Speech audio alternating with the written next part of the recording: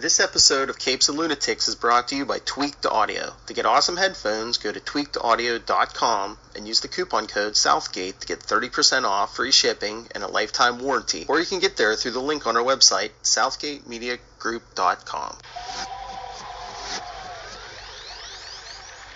Yeah, surf the beat cause the bass is bubbling. Gotta get it in before it comes tumbling down. There's only so much time to find this kind of rhyme to express my mind. Sweet Christmas Jive Turkey. Welcome to the CageCast. I'm your host, Charlie, the Professor Esser, and with me as always is my skinny rich friend. It's Mozz. Hey Mozz, so glad you're here as always.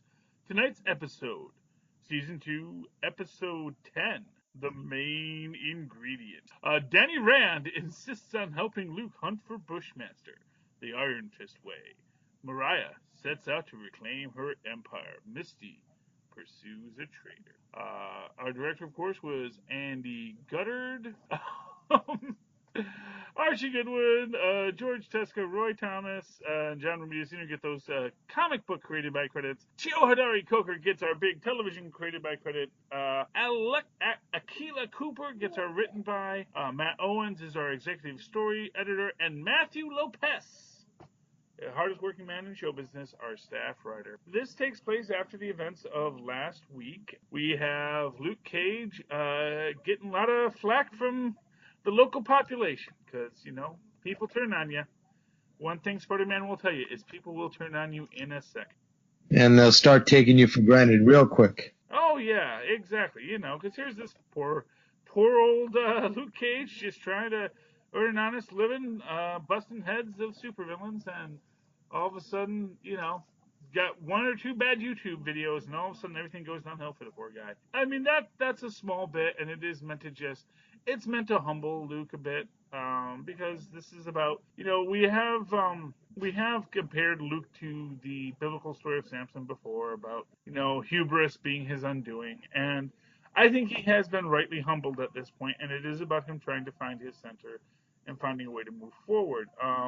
He has just defeated Bushmaster pretty soundly. And honestly, as we see in this episode and the next episode, Bushmaster's escape plan, not that good of a plan.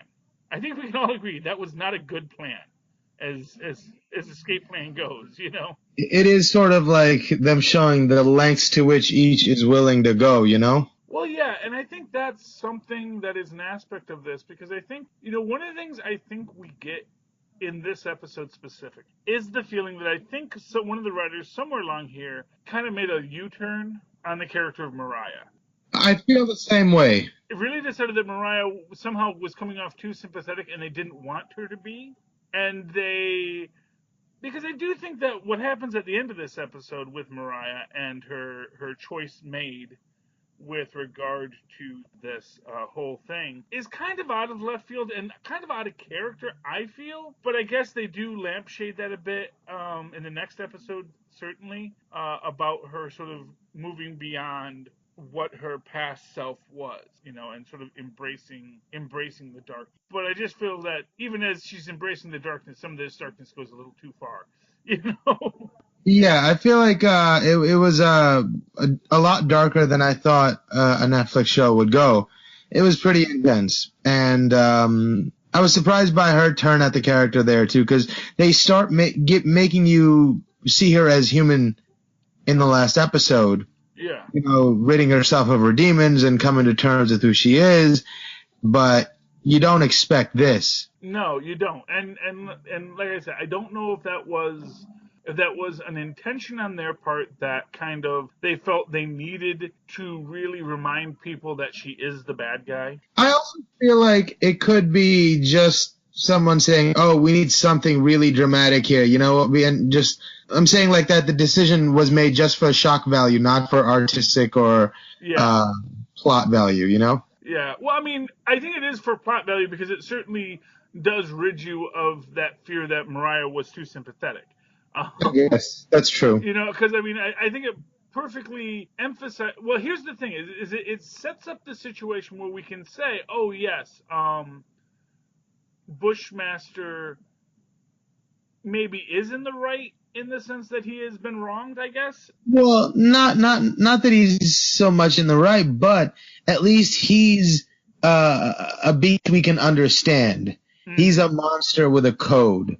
Yeah. At least there's that. At least he's predictable. Yeah. Well, but that, again, although again, I do wonder if maybe that is, I mean, that's the thing here is we're kind of put in this spot where, here's what I'll say.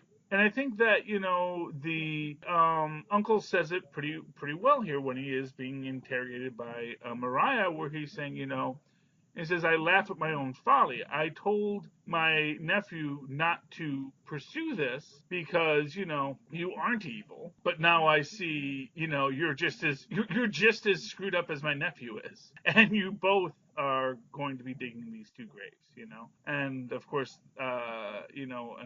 Mariah says that's not enough holes for me, which she then goes to make good on. But, and just as a point of order here, let's not forget all the pikes that basically the four people that Bushmaster has killed up to this time. And before you're going to say, oh, but those people weren't innocent. Well, actually, certainly they actually, I mean, were as innocent as anyone when you think about it, because, I mean, the businessman, yes, he sold out to Mariah, but that wasn't, he wasn't doing anything to hurt Bushmaster in that.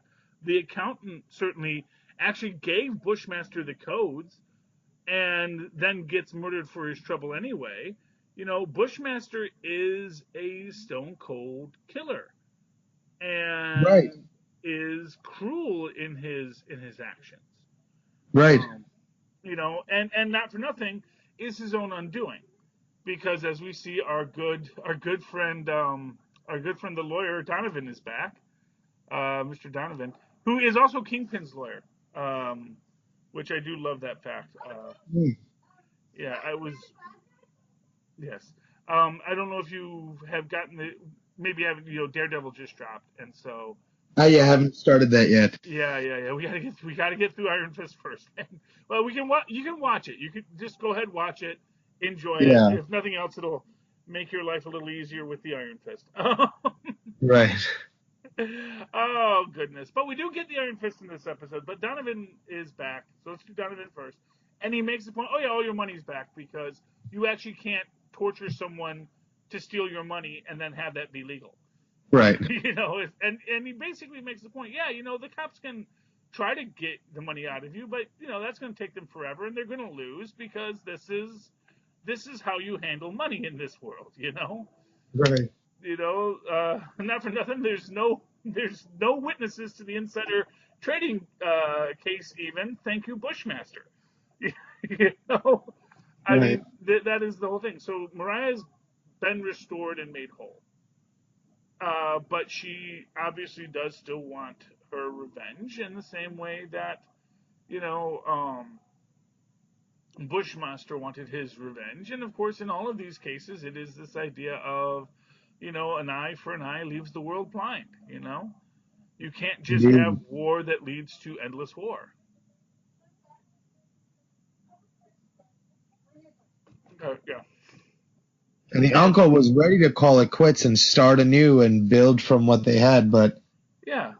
Well, he's long been wanting to do that. I mean, honestly, not for nothing. He has been wanting to, he doesn't understand the reason to go after this, because, what does it really accomplish? And not for nothing, it really accomplished nothing. He had all of Mariah's money for a day, and then Mariah doesn't die in a fire like he wanted, because he wanted to be all supervillain poetic, and then in classic 60s supervillain style just walks away. So I trust the fires will murder you now that we've started them. This doesn't need my further attention, despite you only being tied with ropes, which, for all I know, you know how to get out of. He doesn't know her life. She may have, who knows? She might be into that sort of thing. And we have a Luke Cage on the loose. Yes, and when we do have Luke Cage, this is Luke Cage's show. Oh, by the way, I forgot to. That was a joke in last episode when he makes the joke about how he executive produced this, referring to getting the coffee out of the machine. But still, I thought it was a nice little fourth wall break. Yeah, and Luke Cage is, of course, trying to. What is he doing here? I'm trying to remember what actually Luke Cage is. Well, they're trying to find Bushmaster, of course. And that is their main goal. Man, what does Luke Cage? Oh, that's what he does. He meets up with Danny Cage. God, Right. not Danny Cage. Danny Rand. Danny Rand. Oh, I'm getting my Mortal Kombat characters mixed up here. Was it Danny Cage in Mortal Kombat? I think it was. No, it was. Well, I don't know. I forget. Cage. I know that, and of course, I know it wasn't Nicolas Cage. But anyway, yeah, he meets up with Iron. Iron Fist shows up for his little cameo. Loves his new suit, goddamn. Yeah, well, he wanted to be there, and and we get our little references to how he doesn't even live off his money anymore because he's. Oh, boo-hoo. Well, no, but because he's doing his job, lifting furniture. He's paying his rent. Although then repeatedly he throughout and this is like my biggest annoyance with him is that repeatedly he makes the references. Oh, it's not. It's not something I have to worry about. It's the company. He doesn't run the company, but he's using the company like it's his private piggy bank. Right? Doesn't he say at one point, "Oh, we ruined that building, but don't worry, I bought it. I doubt I'll make a complaint." Yeah, exactly. Well, yeah, after they blow up the hydroponics labs, which are now growing deadly or I guess less deadly nightshade, right. rather than semi-phenomenal, nearly cosmic nightshade. Yeah. Oh, I gotta say, it was a very cool looking nightshade plant, and I loved the little effect they did where as soon as they took it out of the grow lamps, it starts to wilt. Just to say, it's you need the Jamaican sun and soil, which I'm sure is possible. There are a lot of plants that do have a very hard time being transferred, Right. But I did find that an interesting thing. And the desperation, and it is like any other drug. It is a desperation. He needs his drug to save him, and it is not working out for him. And we get a great point here from Danny Rand, which I'm sure will come up, which is that it's the balance of your body and mind, but that when you make your body stronger, it's going to weaken your mind in that way. And we see that this will eventually drive you mad.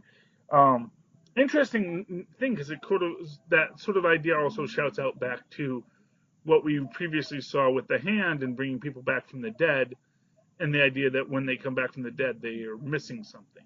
That their bodies are healed, but their souls are now weaker. So that's an interesting take on all of this. And yeah, they find Luke. They find Bushmaster's grow houses because they know when they're trying to figure out what Bushmaster's going to be doing next, they realize that Bushmaster's probably going to need more medicine. Right. And they realize he would have gone to Tilda, and of course they go to Mariah to find Tilda, and she's no help because she's kind of washed her hands of Tilda at this point. And of course that leads them to Mr. Turk. Yes, Mr. Turk. Good old reliable Turk. Well, he is the glue that holds the Netflix universe together.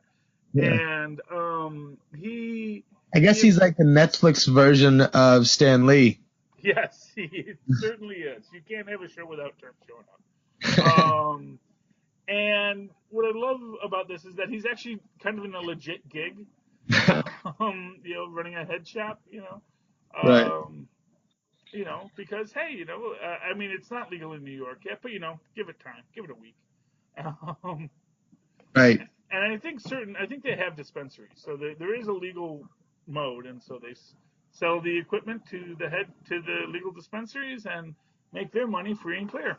Right. As long as it says it's tobacco use only.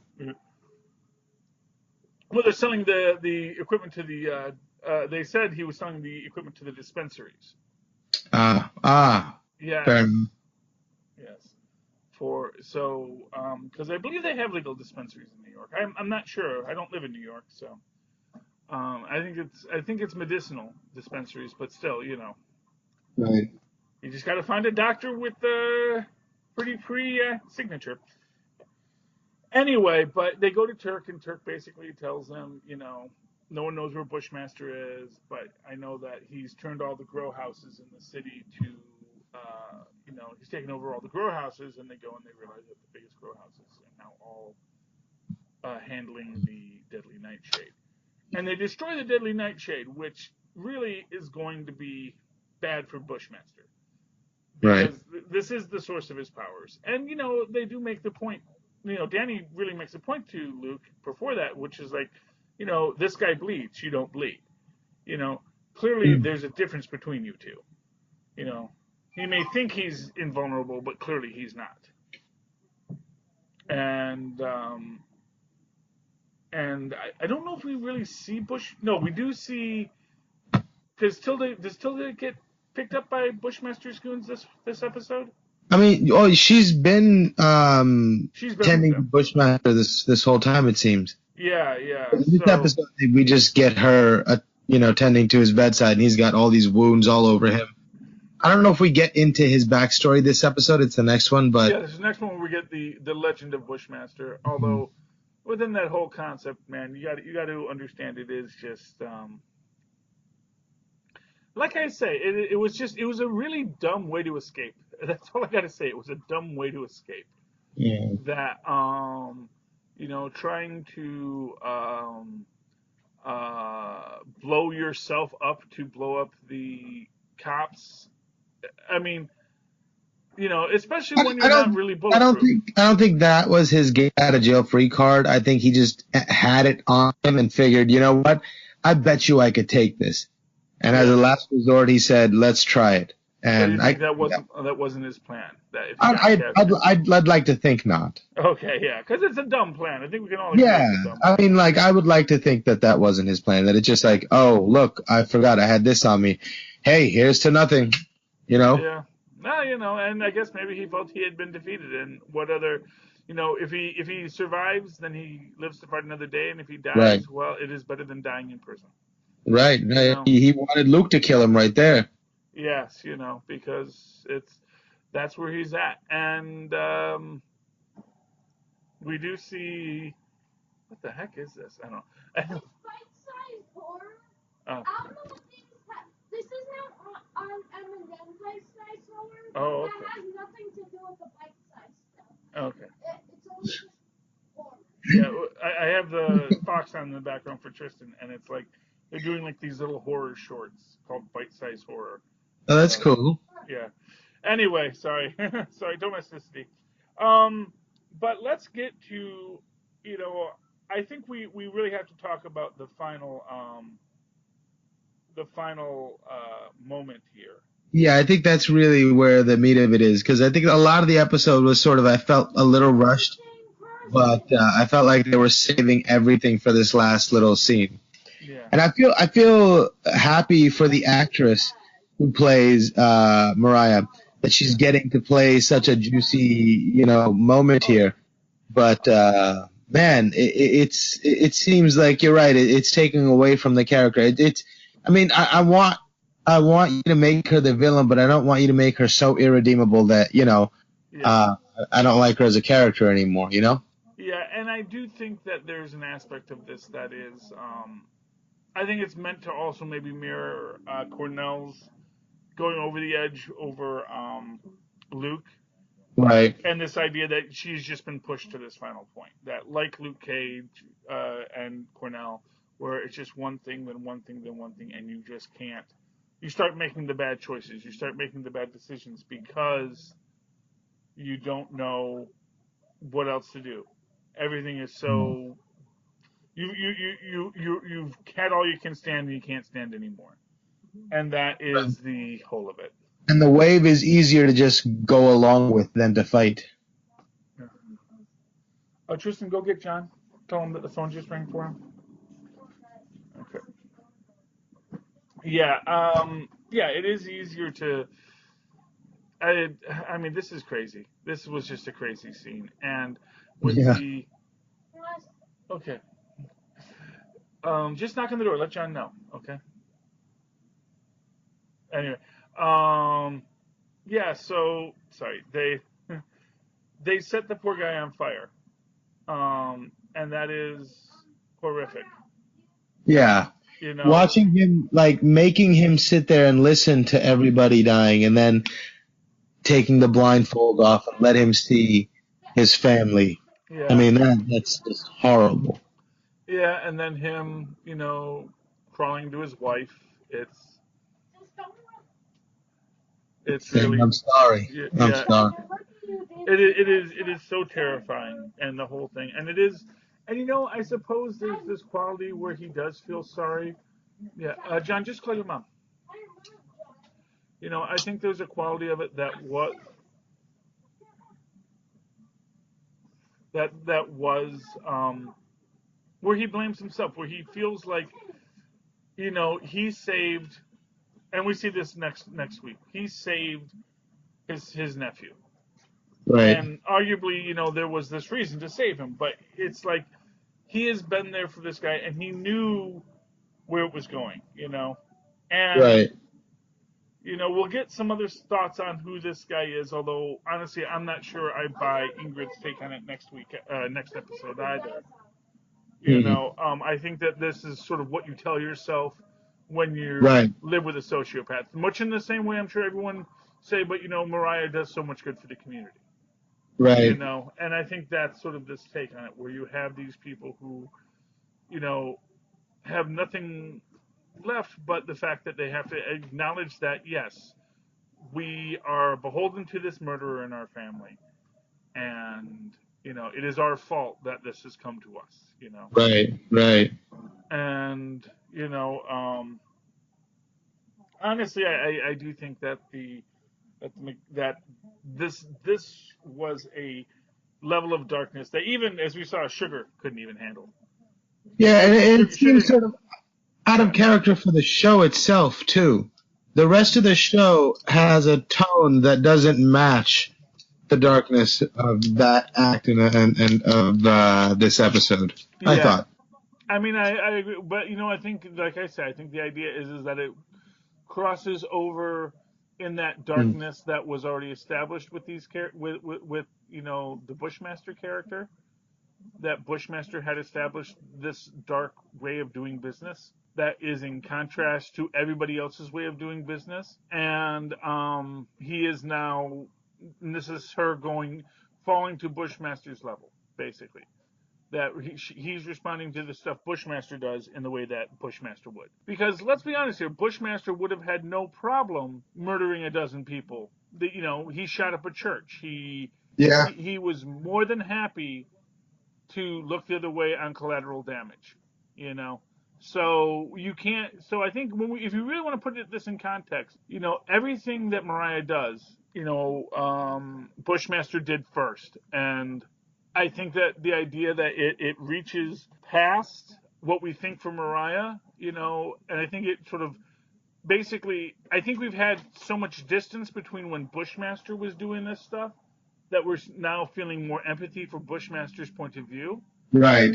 and now we're supposed so we're because I think they wanted to have this sort of thing where you felt this empathy for Bushmaster and could feel that equal anger towards Mariah, but I think that in the way of doing it, I think that they kind of overdid it. Yeah. Okay, anything else you want to say about tonight's episode, Mozz? No. It's ramping up. There's everything's so all bets are off. It seems like. Oh yeah, everything is definitely ready to make the world a dark and dismal place. This is pure DC cinematic universe now. And where we go from here will be an interesting journey. It is a terror and a darkness that I don't think anyone was ready for, but we're going to be dealing with that next week. So, Mozz, how can people find you if they would so like to? They can email me at mozzmanzor@gmail.com or find me on Facebook under Mozz Manzor. That's Mozzmanzor. And of course, you can always write to me in that old-fashioned email way, the way our Mozz and Paz once did, at superconnectivityblog@gmail.com. That's superconnectivityblog, all one word, at gmail.com. And of course, follow me on Twitter as I live tweet Agents of S.H.I.E.L.D. and Cloak and Dagger and Gotham and all those wonderful shows as they come back in the fall. At Charlie Esser, that's CharlieEssser. Look for the two E's in the middle for quality. Ping. Sweet sister, sweet Christmas. Ladies and gentlemen, that has been an exhausting episode of the CageCast. We all feel like Danny Rand after doing too much Iron Fist, just wanting our moose shoe and ready to go home. And please come back next week. Step into the cage with us once again. Good night, brothers and sisters.